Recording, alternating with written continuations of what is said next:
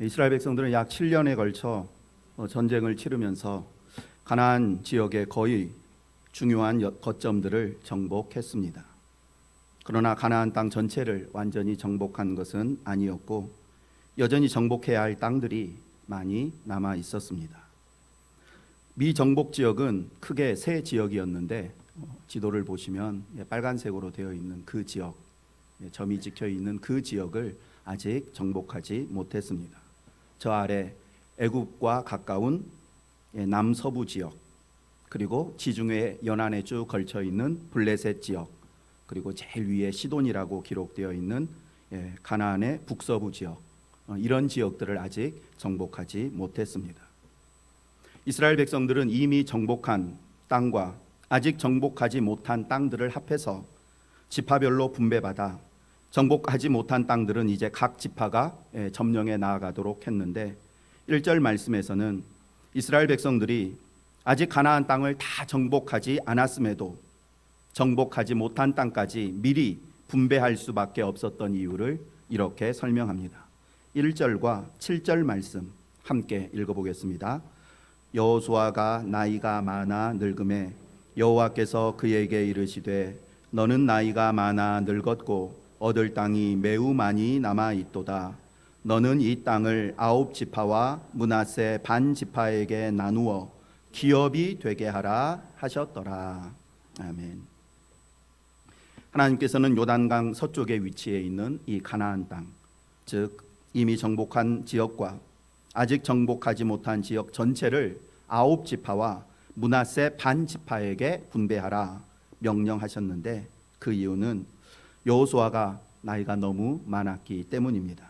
이 당시 여호수아의 나이는 102세였고 그가 110세에 죽었으니까 이스라엘 백성들을 이끌고 전쟁을 치르기에는 많이 힘든 상황이었습니다.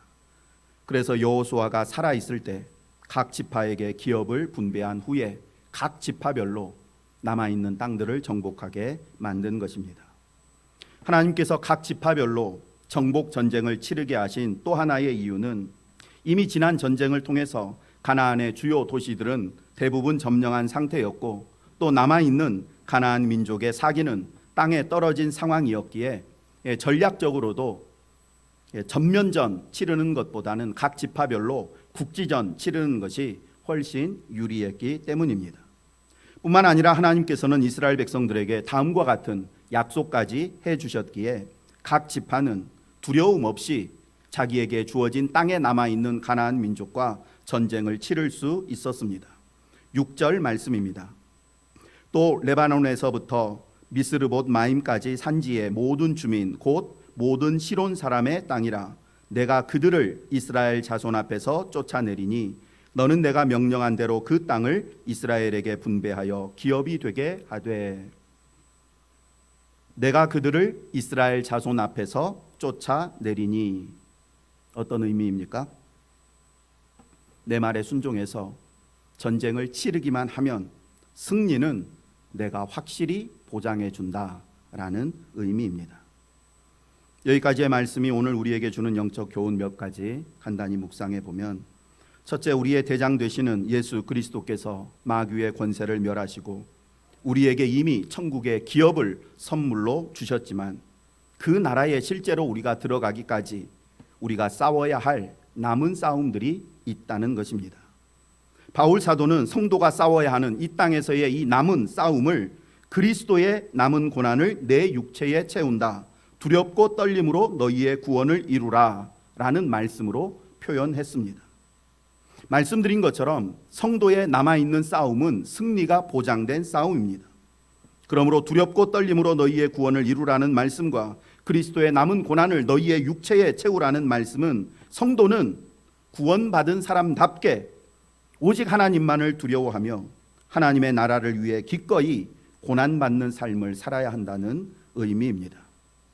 그리고 이것이 천국을 이미 기업으로 보장받은 성도가 이 땅에서 싸워야 할 싸움입니다. 오직 하나님의 말씀만을 두려워하여 세상의 헛되고 거짓된 교훈과 치열하게 싸워야 하고 하나님의 나라를 확장하기 위해 가장 먼저 내 안에 있는 이기적이고 탐욕적이고 정욕적인 자아와 끊임없이 싸워야 합니다. 다시 말씀드리지만 이것이 그리스도의 남은 고난을 내 육체에 채우는 것이고 두렵고 떨림으로 우리의 구원을 이루는 것이며 우리가 이 땅에서 싸워야 할 남은 싸움입니다. 아직 정복하지 못한 땅을 미리 기업으로 분배해 주셨다라는 말씀이 주는 두 번째 영적인 교훈은 우리에게도 정복해야 할 미정복지가 있다라는 사실입니다.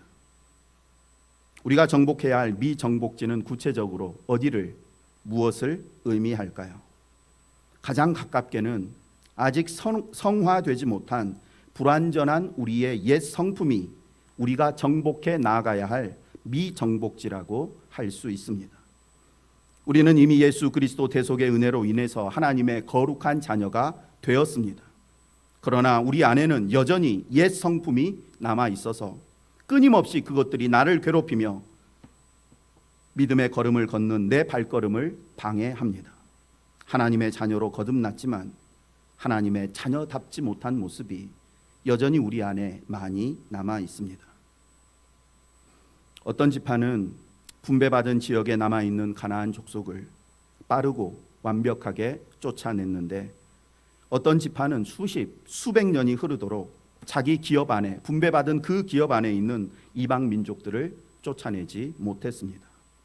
그리고 그들로 인해서 그들 자신과 그들의 자손이 얼마나 큰 고통과 괴로움을 겪어야 했는지 모릅니다. 마찬가지로 거듭난 이후, 구원의 감격을 체험한 이후 그 누구보다 빠르고 온전히 자신 안에 있는 옛 성품과 기질들을 다스리고 쫓아내고 그래서 상당한 수준의 성화에 이른 사람이 있는가 하면 수십 년이 지나도록 옛 사람의 성품을 그대로 가지고 있으면서 자신과 주변 사람들에게 고통을 주는 사람들이 있습니다. 내가 그들을 이스라엘 자손 앞에서 쫓아내리니 하나님의 이 분명한 약속을 믿고 전쟁터에 나가기만 하면 승리를 얻습니다. 그런데 이스라엘 자손들은 가나안 정복 전쟁을 중간에 포기해 버렸습니다. 하나님을 믿지 못하는 불신앙과 그리고 어느 정도 정복하니까 이제 조금밖에 남지 않았는데 뭐 이 사람들이야 우리가 언제든지 정복할 수 있다라는 영적인 교만과 지금 해야 할 일을 다음에 하지라는 이 영적인 나태함과 안일함 때문에 하나님의 말씀에 순종하지 못하고 전쟁을 멈춤으로 쫓아낼 수 있었던 이방 민족을 쫓아내지 못하고 그들로 인해서 그들의 자손이 끊임없이 괴로움을 당해야 했습니다. 하나님은 오늘 우리에게도 분명하게 약속하셨습니다. 너희는 성령을 따라 행하라. 그리하면 육체의 욕심을 이루지 아니하리라. 우리 안에 계신 성령 하나님의 인도하심을 따라가기만 하면 육체의 정욕과 욕심을 쫓아낼 수 있습니다. 그런데 불신앙과 교만과 영적인 안일함 때문에 성령님의 인도하심을 좀처럼 따라가지 않습니다. 따라가기만 하면 내 안에 있는 소욕, 옛사람의 성품을 다스리고 쫓아낼 수 있는데 성령의 인도를 따르지 않습니다. 양심에 화인 맞은 사람이 아니라면 성령님이 나에게 무슨 말씀하시는지 웬만하면 다 들을 수 있습니다. 그런데 그런 생각 품지 말라고, 그런 말 하지 말고, 그런 행동하지 말라고 말씀하시는 성령님의 음성을 들으면서도 그 말씀대로 따르지 않고 여전히 자신의 생각과 감정과 경험대로 살아가기에 매번 자기의 옛사람에게 지는 것입니다. 그렇기에 수십 년이 지나도록 내 삶이 성화되지 않은 채 여전히 철없는 어린아이 수준에만 머물러 있게 되는 것입니다. 1월이 지나고 2월이 되었습니다. 2월 한 달 동안만이라도 성령 하나님의 말씀에 전적으로 순종하겠다고 결단하시고 하나님의 인도하심을 따라 행하심으로 내 안에 있는 육체의 욕심과 정욕이 쫓겨나가는 놀라운 경험들을 하실 수 있기를 원합니다. 계속해서 우리가 정복해 나아가야 할 미정복 지역은 아직까지 하나님을 믿지 않는 나의 가족, 친척, 친구, 나와 가까운 이웃들이라고 할 수 있습니다. 이들이 바로 우리가 정복해야 할 남은 땅입니다.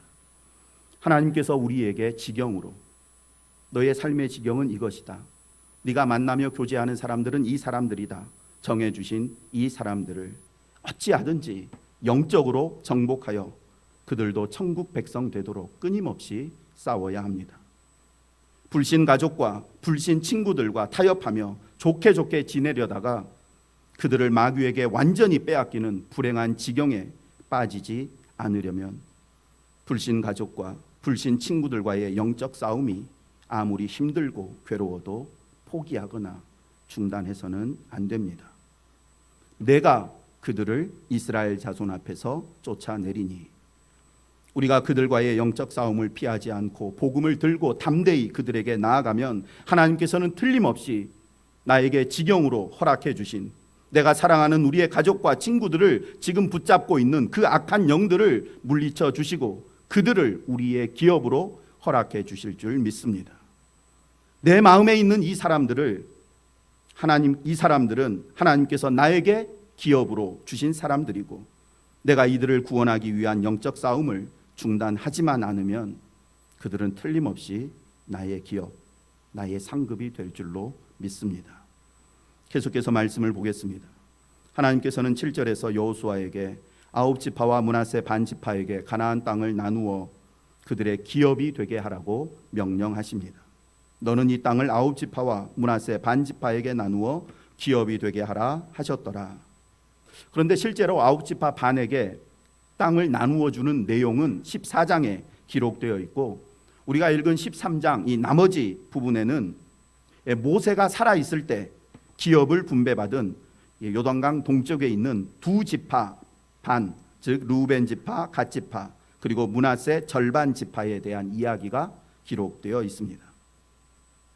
요단강 지금 서편에 있는 이 9지파에 대한 이야기를 하다가 갑자기 벌써 10년 전에 땅을 분배받은 요단 동쪽에 있는 두 지파 반의 이야기를 꺼낸 이유는 첫째, 이스라엘에 12지파 있는데 분배받는 이쪽에서 땅을 분배받는 지파가 9지파 반인 이유는 두 지파 반은 이미 오래전에 땅을 분배받았기 때문에 이 땅에서는 분배받지 않아도 된다라는 것을 말하기 위해서 10년 전에 받은 그 기업을 언급하는 것입니다. 그리고 두 번째 이유는 요단 서쪽에 있는 땅을 또 9지파 반이 분배를 받아야 되는데 어떤 원칙이 있어야 됩니다.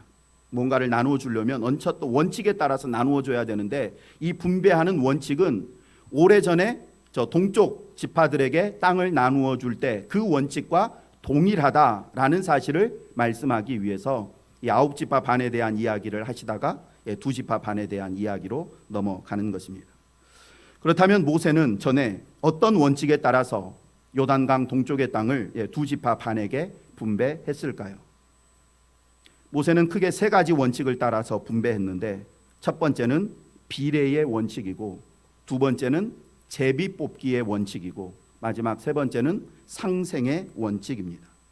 먼저 비례의 원칙에 대해 설명드리겠습니다. 민수기 26장 54절 말씀 함께 읽겠습니다. 함께 읽습니다. 수가 많은 자에게는 기업을 많이 줄 것이요 그들이 계수된 수대로 각기 기업을 주되. 기업 분배의 첫 번째 원칙은 인원수에 비례해서 분배하는 것입니다. 인구수가 많은 지파는 넓은 땅을 갖고 인구수가 적은 지파는 상대적으로 작은 땅을 소유하게 됩니다. 너무나 당연한 원칙 같지만 하나님께서는 이러한 원칙을 통해서 우리 각 사람에게 그리고 각 가정에게 무언가를 주시고자 할 때에도 우리의 상황, 우리의 형편에 적합한 대로 이 사람은 이런 성편에 속해 있고 이런 성격을 가지고 있으니 이 가정에는 이것을 주고 저 가정에는 저것을 줘야 되겠다. 이렇게 하나님께서는 우리 각자의 형편을 고려해서 그에 적합한 은사도 주시고 또 환경도 허락하신다라는 것입니다. 그리고 인원이 많은 지파에게는 많은 땅을 분배하라라는 이 비례의 원칙을 영적으로 생각해 보면 우리가 하나님 앞에서 큰 그릇을 준비하면 준비할수록 하나님께서는 더 크고 많은 기업을 우리에게 주신다는 사실을 깨닫게 됩니다. 물론 큰 그릇을 준비하라라는 말은 돈 많이 벌고 많이 배우고 힘 있는 자리, 영향력 있는 자리에 올라가라는 의미가 아니고 신앙의 그릇을 크게 준비하라는 의미입니다. 즉 겸손의 그릇, 인내의 그릇, 사랑의 그릇, 믿음의 그릇을 크게 준비하라는 것입니다. 그리고 최근 몇 차례 말씀드린 것처럼 남들보다 내 신앙이 깊고 성숙하다는 것은 주변에 연약하고 부족한 사람들을 남들보다는 더 많이 용납하고 감당한다라는 의미입니다. 즉 우리가 우리 주변에 연약하고 부족하고 실수가 많은 사람을 많이 용납하고 품어줄수록 하나님은 우리에게 더 크고 많은 기업을 허락해 주십니다. 신앙의 큰 그릇을 준비해서 크고 많은 기업을 분배받는 저와 여러분 되기를 원합니다. 기업 분배의 두 번째 원칙은 제비 뽑기 원칙입니다. 민수기 26장 55절과 여호수아 14장 2절 말씀입니다. 오직 그 땅을 제비 뽑아 나누어 그들의 조상 지파의 이름을 따라 얻게 할지니라. 여호와께서 모세에게 명령하신 대로 그들의 기업을 제비 뽑아 9지파와 반 지파에게 주었으니. 그런데 언뜻 보면 이 첫 번째 원칙이 무엇이었습니까? 비례의 원칙. 이 비례의 원칙과 제비 뽑기의 원칙이 서로 상충되는 것처럼 보입니다. 왜냐하면 비례 분배의 원칙은 인원수에 따라서 많은 사람에게 많이 주고 적은 사람에게 적게 주라, 이런 의미인데, 제비를 뽑는다라는 말은 인원수와 상관없이 그냥 무작위로 뽑아서 준다라는 의미가 담겨 있기 때문입니다. 하지만 제비를 뽑는다라는 말은 땅의 크기를 제비 뽑는다는 의미가 아니고 땅의 위치를 제비 뽑는다는 의미입니다. 즉 첫 번째 비례의 원칙에 따라서 인원수가 300명인 지파는 300평의 땅을, 200명인 지파는 200평의 땅을 받기로 이미 정했습니다. 남은 문제는 무엇일까요? 여기에 있는 사람들은 100평, 200평, 300평, 100평 받기로 정했어요. 비례 원칙에 따라서. 많으니까 300평, 적으니까 100평. 그러면 이제 실제로 땅을 분배해서 그 땅으로 들어가야 되는데 어디에 있는 300평을 분배받느냐, 이 문제가 남습니다. 일단 땅의 크기는 정해졌어요. 그렇다면 이 300평의 땅 어디에 있는 300평을 차지하게 될 것인가? 국동에 있는 300평을 분배받을 수도 있고, 저기 웅천에 있는 300평을 분배받을 수도 있고, 저쪽 화양면에 있는 300평을 분배받을 수도 있습니다. 여러분 같으면 여기 이 국동과 웅천과 화양면 어디에 있는 300평을 분배받고 싶으십니까? 네, 웅천. 당연히 대부분의 사람들이 요즘 집값이 가장 높은 웅천에 있는 300평을 분배받으려고 할 것입니다. 분배받고 싶은 좋은 땅은 한정되어 있고 12지파 모두가 그 땅을 차지하려고 하는 상황 가운데 사람들에게 정해봐라 라고 했다면 틀림없이 분쟁과 다툼이 생겼을 것입니다. 그래서 하나님은 땅의 위치는 제비를 뽑아 결정하라고 말씀하신 것입니다. 저 역시 주일 오후에 8개의 목장이 목장 나눔할 장소를 제비 뽑기 방식으로 정했습니다. 그런데 만약 제비 뽑기가 아니라 8명의 목자들이 모여서 논의를 통해서 각 장소를 정해 보십시오 라고 했다면 틀림없이 큰 혼란과 다툼이 생겼을 것입니다. 우리 목장에는 몸이 불편한 사람이 있다. 우리 목장에는 연로하신 분들이 너무 많다. 우리 목장에는 새신자들이 있으니 우리에게 우선권을 주어야 한다. 솔직히 목자인 나는 어디를 가도 상관이 없지만 그래도 우리 목원들을 위해서 이런 장소를 가야 한다. 하나님께서는 이런 분쟁과 혼란을 미연에 방지하고 나아가서 땅은 하나님께서 주시는 것임을 분명하게 깨닫게 하기 위해서 제비 뽑기로 위치를 정하라고 말씀하신 것입니다. 그리고 제비 뽑기 원칙과 관련해서 또 하나 생각해 볼 수 있는 것은 각 지파의 가족을 따라 땅을 분배받았을 때 어떤 가족에게는 비교적 비옥하고 그리고 정복해야 할 가나안 사람들이 많지 않은 땅이 분배되었을 것이고, 어떤 가족들에게는 척박하고 정복해야 할 땅이 많이 남아있는 지역이 분배되었을 것입니다. 남의 떡이 커 보인다는 속단처럼 우리 가족이 분배받은 땅보다 다른 가족이 분배받은 땅이 더 좋아 보이는 그런 경우가 틀림없이 있었을 것입니다.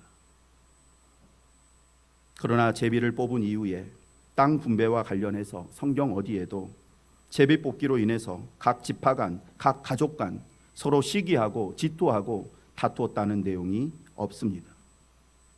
그렇게 불평과 원망 잘하는 이스라엘 백성들이었지만 하나님께서 나누어 주신 땅에 대해서는 그 누구도 불평하지 않았습니다. 이 말씀을 오늘 우리의 삶에 어떻게 적용해야 할지 말씀드리지 않아도 잘 아실 줄 압니다. 교회 안에 다양한 직분과 사역이 있습니다. 이 모든 직분과 사역은 하나님께서 나에게 정해서 맡겨주신 것이다 라는 믿음이 가득한 교회는 자신에게 주어진 직분과 사역을 항상 감사와 기쁨으로 감당합니다.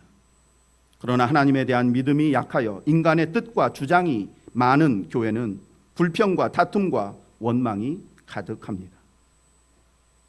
우리 교회는 하나님의 주권과 섭리를 인정하는 믿음의 사람들이 가득해서 무슨 일이든지 감사와 기쁨으로 감당하는 그런 교회 되기를 소망합니다. 끝으로 기업 분배의 마지막 세 번째 원칙인 상생의 원칙에 대해 살펴보겠습니다. 상생 어떤 의미인지 아시죠? 서로가 서로를 막 북돋으면서 다 같이 잘 되는다는 의미입니다. 그런데 사실 그게 쉽지 않습니다. 외국에도 이런 속담이 있는지 모르지만 한국 속담에 사촌이 땅을 사면 배가 아프다. 어떤 의미입니까? 좀 과격하게 표현하면 다른 사람이 잘 되는 거 눈결 실어서 못 보아한다라는 것입니다. 그런데 인간 관계 중에서 상생의 원칙이 가장 잘 지켜줄 수 있는 관계가 바로 가족 관계입니다.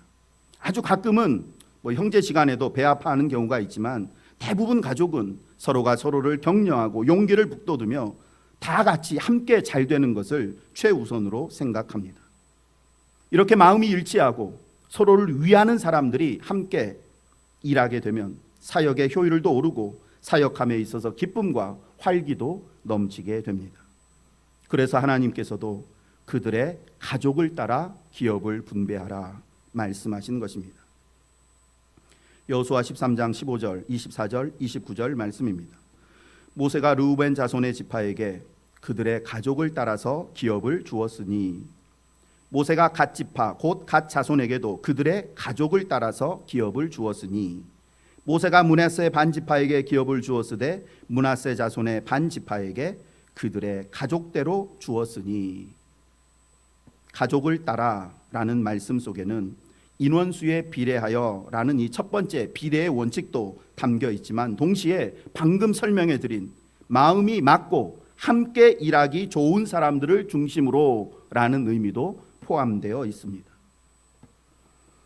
물론 주의 일을 함에 있어서 거의 언제나 대원칙은 우리 모두가 예수 그리스도 안에서 한 가족이기 때문에 누구와도 함께 즐겁게 일하기 위해서 노력하고 또 그렇게 할 수 있는 다양한 훈련도 받아야 합니다. 그러나 때로 불필요한 다툼과 분열을 예방하고 주어진 사역 더욱 효율적이고 생기 있게 감당하기 위해서 조직을 구성하고 사역을 분배함에 있어서 운영의 묘를 살려야 할 때도 있습니다. 목장의 예를 다시 말씀드리면 8개의 목장을 구성하는 대원칙은 제비뽑기였습니다. 제비뽑기를 통해서 우리 교회 모든 성도님들을 8개의 목장으로 나누었습니다. 제비가 뽑혀진 그 결과를 보면서 하나님의 지혜와 섭리에 대해서 놀라며 역시 우리 하나님이라는 고백을 했습니다. 이분을 어느 목장에 집어넣을까 인간적으로 고민했으면 머리가 그냥 깨질 듯이 아팠을 텐데 제비뽑기를 따라서 해놓은 결과를 볼 때 역시 하나님은 지혜로운 분이시구나 라는 것을 깨달았습니다. 그럼에도 우리가 아직 하나님의 뜻을 온전히 받아들이고 또한 그 뜻을 이행할 준비가 되어 있지 않아서 목장의 활성화를 위해서 올해에는 목장 간 아주 작은 이동이 있었습니다. 물론 이러한 이동 역시 하나님께 기도드리면서 주님의 뜻을 구하는 과정에서 이루어지기는 했습니다. 그래도 제비를 뽑은 결과 그 결과와 함께 1년 동안 해보고 이분을 이쪽으로 이분을 이쪽으로 옮기는 또 그 소소한 변화도 주었습니다. 성경에도 이러한 예가 기록되어 있습니다. 마음이 맞는 사람들끼리 함께 일하는 한 마음 한 뜻이 되어서 1차 전도 여행을 성공적으로 마쳤던 바울과 바나바는 2차 전도 여행도 함께 가기로 계획했습니다. 그런데 서로의 의견을 나누는 과정에서 마가를 동반하는 문제로 인해서 두 사람 사이에 이견이 생겼고 결국 두 사람은 크게 다투고 각자 다른 지역으로 전도 여행을 떠나게 됩니다. 바나바는 자기 조카인 마가와 함께 구브로 섬으로 갔고 바울은 자기와 마음이 맞는 실라와 함께 소아시아로 갔습니다. 사도행전 15장 36절부터 41절까지의 말씀입니다. 며칠 후에 바울이 바나바더러 말하되 우리가 주의 말씀을 전한 각 성으로 다시 가서 형제들이 어떠한가 방문하자 하고 바나바는 마가라 하는 요한도 데리고 가자 하나 바울은 밤빌리아에서 자기들을 떠나 함께 일하러 가지 아니한 자를 데리고 가는 것이 옳지 않다 하여 서로 심히 다투어 피차 갈라서니 바나바는 마가를 데리고 배 타고 구브로로 가고 바울은 실라를 택한 후에 형제들에게 주의 은혜의 부탁함을 받고 떠나 수리아와 길리기아로 다니며 교회들을 견고하게 하니라. 아시는 것처럼 바울과 바나바 두 사람 모두는 오직 하나님 영광과 예수 그리스도의 복음만을 생각했던 참 믿음의 사람들이었습니다. 그럼에도 불구하고 서로의 뜻이 맞지 않아 갈라선 경우가 있었다면 그들보다 훨씬 못하고 또 세속적인 것들이 가득한 우리가 서로 마음이 맞지 않아 갈등과 어려움을 겪게 되는 것 너무나 당연하다고 할 수 있습니다. 그래서 때로 억지로 함께 가는 것보다 따로 가는 것이 나을 수도 있습니다. 어쩌면 바울과 바나바를 아꼈던 주위 사람들은 어찌하든지 이 두 사람이 함께 가기를 원하며 권면했을지 모릅니다. 그래도 함께 가셔야죠. 바울 선생님이 조금만 양보하셔서 일단 마가를 데리고 가시고 혹시라도 마가가 또 중간에 옛날처럼 또 불신앙적인 그런 모습을 보이면 그냥 그때 돌려보내도 되지 않겠습니까? 바나바 선생님도 마가가 선생님 조카라고 그냥 너무 감싸지만 마시고 분명하게 이번에 너 또 따라가서 철없는 행동을 하면 그때는 너를 버려두고 우리끼리 가겠다. 단호하게 좀 경고해 주세요. 다른 사람들 보는 눈도 있으니 이번에는 조금씩 양보해서 전처럼 함께 가시죠. 이렇게 조언하는 사람들 틀림없이 있었을 것입니다. 하지만 그럼에도 불구하고 결국 두 사람은 각자의 길을 갔습니다. 가나안 땅 정복이라는 사명을 완수하기 위해 가족을 따라 기업을 주었다라는 말씀처럼 때로 특별한 상황에서는 마음이 일치하고 성격과 달란트가 비슷한 사람끼리 함께하며 힘있게 사역을 이끌어갈 필요가 있습니다. 이런 여러 일들을 위해서 저 역시 최근에 성령 하나님의 지혜와 인도하심을 엄청 구하며 기도하고 있습니다. 하나님께서 저와 여러분에게 분배해 주신 천국의 기업이 얼마나 소중하고 귀하고 아름답고 가치 있는 것인지를 깨닫기를 원합니다. 천국의 기업 이미 분배받았지만 아직 온전히 내 소유가 되지 않은 그것을 나의 소유로 만들기 위해서 치열하게 영적 싸움을 싸우는 일이 우리에게 얼마나 복된 일인지 깨닫기를 원합니다. 천국 백성으로 거듭난 우리의 하루하루를 그리스도의 남은 고난을 우리의 육체에 채우고 두렵고 떨림으로 우리의 구원을 이루는 일에 온전히 사용할 수 있기를 원합니다. 그리고 그리스도의 남은 고난을 우리의 육체에 채우고 두렵고 떨림으로 우리의 구원을 이루는 일이란 앞에서 말씀드린 것처럼 나를 구원하신 하나님만을 두려워하며 하나님의 나라를 위해서 받는 고난을 의미합니다. 사실 우리 가운데 고난 없는 삶을 사는 사람 한 사람도 없습니다. 다 고난 속에서 고난을 겪으며 살아갑니다. 직장 생활하는 거 힘들고 사업하는 거 힘들고 바다에서 고기 잡는 거 힘들고 장사하는 거 힘들고 세상을 사는 거 다 힘들고 세상을 사는 것 자체가 고난을 겪는 삶을 사는 것입니다. 그런데 중요한 것은 무엇을 위해서 이 고난을 겪고 있느냐라는 것입니다. 지금 고난을 겪고 20년, 30년 노후 생활 편하게 보내기 위해서 수고하고 고난을 겪으십니까? 아니면 자녀손들에게 보다 좋은 환경 물려주기 위해서 지금 고난을 겪고 계십니까? 그러나 전에도 말씀드린 것처럼 우리의 진짜 노후는 우리가 은퇴한 후가 아니라 죽음 이후에 찾아오고, 자녀 손들이 영원히 살게 될 환경은 천국 아니면 지옥이라는 둘 중에 하나 환경입니다. 죽음 이후 우리의 노후를 천국에서 보내고, 사랑하는 우리 자녀 손들에게 천국이라는 최고의 환경을 물려주시기 원하면 하나님의 나라를 위해서 직장 생활에 수고를 하시고, 사업에 수고를 하시고, 고기 잡는 수고를 하시고, 장사하고 공부하는 수고를 하시기를 원합니다. 이 땅에서의 남은 편안한 삶을 위한 고난받는 삶이 아닌 하나님의 나라를 위해서 고난받을 때 우리의 노후가 진짜 평안하고 행복하게 됩니다. 말씀을 마칩니다.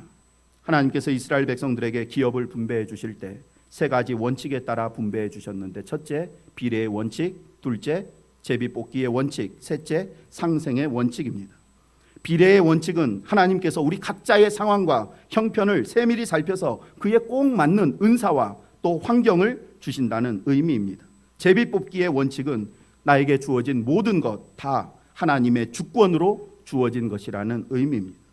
그리고 상생의 원칙은 때로 나에게 주어진, 우리에게 주어진 사명을 감당하기 위해 마음과 뜻이 일치하는 사람들과 함께하는 것이 필요하다는 의미입니다.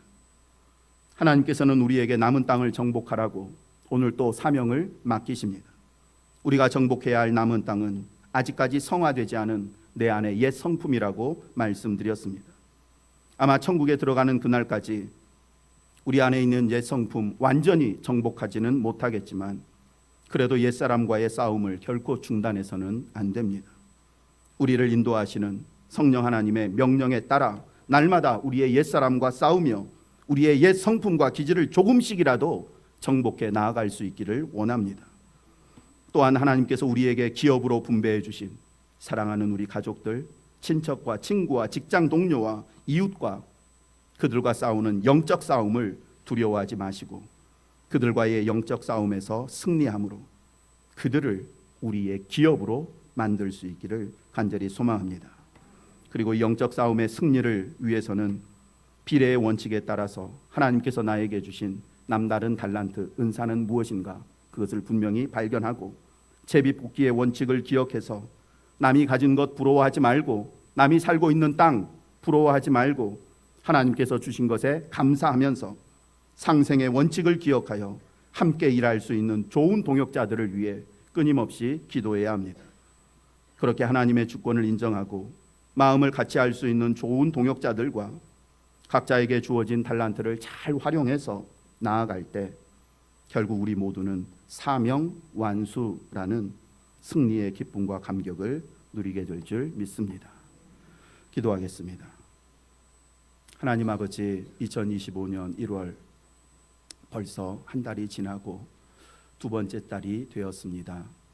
첫 번째 주일 하나님 앞에 나와 하나님께 예배드리고 하나님의 말씀을 들을 수 있도록 우리를 인도해 주셔서 감사합니다.